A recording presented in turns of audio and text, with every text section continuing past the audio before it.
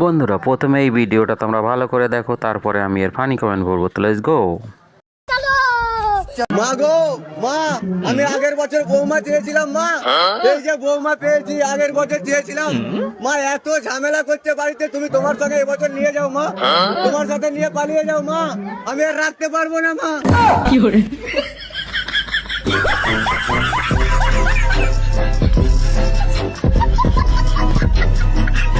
तो चलिए शुरू करते हैं। তোমাকে এত চেঁচামেচি করতে হবে না, আমাকে দিয়ে যাও। মায়ের সাথে আমি এসেছি, কোনো চিন্তা নেই, আমি নিয়ে যাব। ঠিক বলেছো। আমার বরের মনের কথা। মার ফেরত নেবে না। बात तो सही है।